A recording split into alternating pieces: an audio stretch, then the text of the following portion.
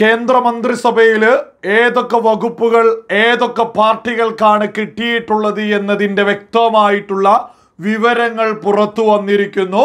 നമ്മൾ ഈ ഒരു വിവരങ്ങൾ കാത്തിരിക്കുകയായിരുന്നു. മറ്റൊന്നിനുമല്ല, നമ്മുടെ കേരളത്തിലെ ബഹുഭൂരിപക്ഷം മാധ്യമങ്ങൾക്കും ശക്തമായിട്ടുള്ളൊരു മറുപടി കൊടുക്കാൻ നമുക്കൊന്ന് പരിശോധിക്കാം.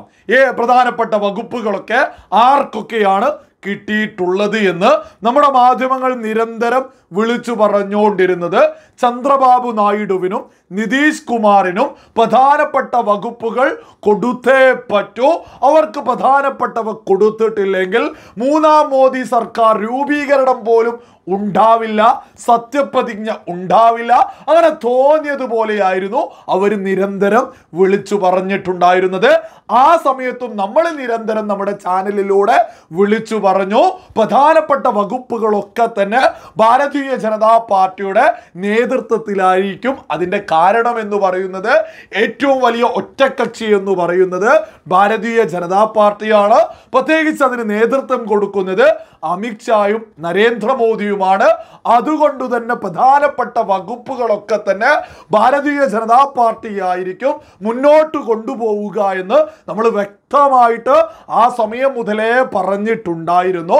നമുക്കൊന്ന് പരിശോധിക്കാം ആർക്കൊക്കെയാണ് പ്രധാനപ്പെട്ട വകുപ്പുകൾ കിട്ടിയിട്ടുള്ളത് എന്ന്. നമ്മുടെ മാധ്യമങ്ങളുടെ കണക്കനുസരിച്ച് ആഭ്യന്തരം ആർക്കായിരിക്കും? അത് ചന്ദ്രബാബു നായിഡുവിൻ്റെ ടീമിന്. അപ്പൊ ധനകാര്യമന്ത്രിയോ? അതും ചന്ദ്രബാബു നായിഡുവിൻ്റെ ടീമിന്. അപ്പോൾ ഉപപ്രധാനമന്ത്രിയോ? അത് നിതീഷ് കുമാറിൻ്റെ ടീമിന്. അങ്ങനെ തോന്നിയതുപോലെ പ്രധാനപ്പെട്ട വകുപ്പുകളൊക്കെ തന്നെ നമ്മുടെ കേരളത്തിലെ ബഹുഭൂരിപക്ഷം മാധ്യമങ്ങളും വീതം വെപ്പ് നടത്തിയതായിരുന്നു. ഇത്തരം പ്രധാനപ്പെട്ടവ കൊടുത്തിട്ടില്ലെങ്കിൽ മൂന്നാം മോദി സർക്കാർ രൂപീകരണം പോലും ഉണ്ടാവില്ല എന്നായിരുന്നു അവര് നിരന്തരം പറഞ്ഞിട്ടുള്ളത്.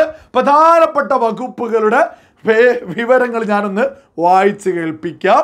ആഭ്യന്തരം, പ്രതിരോധം, ഫിനാൻസ്, വിദേശകാര്യം, വാണിജ്യം, ഗതാഗതം, റെയിൽവേ, വിദ്യാഭ്യാസം, ആരോഗ്യം, കൃഷി വകുപ്പ്, ജലവിഭവ വകുപ്പ്, പെട്രോളിയം, ടെലികമ്മ്യൂണിക്കേഷൻ തുടങ്ങിയ പ്രധാനപ്പെട്ട വകുപ്പുകളൊക്കെ തന്നെ ഭാരതീയ ജനതാ പാർട്ടിയാണ് മുന്നോട്ട് കൊണ്ടുപോകുന്നത്. ഈ പ്രത്യേകിച്ച് എടുത്തു പറയുകയാണ്, ഘടകകക്ഷികൾക്ക് കൊടുക്കേണ്ട അർഹമായ സകല പരിഗണനയും അവർക്ക് കൊടുത്തിട്ടുണ്ട്.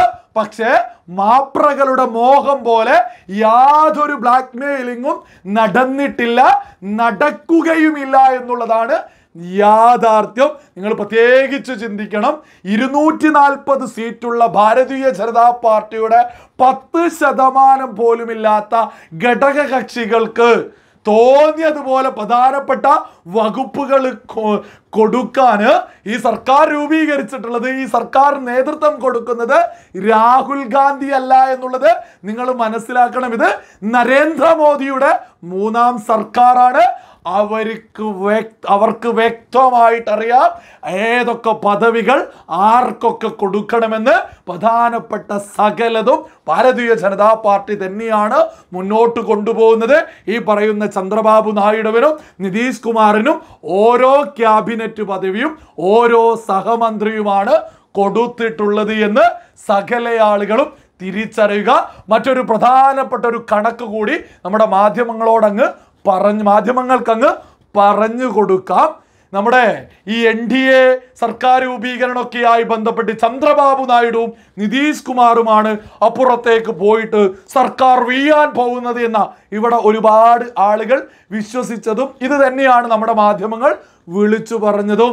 എന്നാൽ യഥാർത്ഥത്തിൽ ഈ പറയുന്ന ചന്ദ്രബാബു നായിഡുവും നിതീഷ് കുമാറും ഒപ്പമുള്ള 28 MP-മാരും പ്രതിപക്ഷത്തേക്ക് പോയാൽ ഈ പറയുന്ന NDA സർക്കാരിന് യാതൊന്നും സംഭവിക്കില്ല എന്നുള്ളതാണ് യാഥാർത്ഥ്യം. ഈ രണ്ടുപേരും ഈ ഇന്ത്യ മുന്നണിയിലേക്ക് പോയാൽ അവർക്ക് കേവല ഭൂരിപക്ഷം കിട്ടുകയുമില്ല എന്നുള്ളതാണ് യാഥാർത്ഥ്യം. NDA സർക്കാർ ഇവരില്ലെങ്കിൽ പോലും സുഖകരമായിട്ട് മുന്നോട്ട് പോവാനുള്ള സകലതും വളരെ വ്യക്തമായിട്ട് ചെയ്തു വെച്ച് തന്നെയാണ് അമിത്ഷായും നരേന്ദ്രമോദിയൊക്കെ സർക്കാർ രൂപീകരണവുമായിട്ട് മുന്നോട്ട് പോയിട്ടുള്ളത് എന്ന് സകല ആളുകളും മനസ്സിലാക്കുക. പ്രധാനപ്പെട്ട സകല പദവികളും ഭാരതീയ ജനതാ പാർട്ടി നരേന്ദ്രമോദിയുടെ നേതൃത്വത്തിൽ തന്നെയാണ് മൂന്നാം മോദി സർക്കാരും എന്നുള്ളത് സകല ആളുകളും മനസ്സിലാക്കിക്കോളൂ.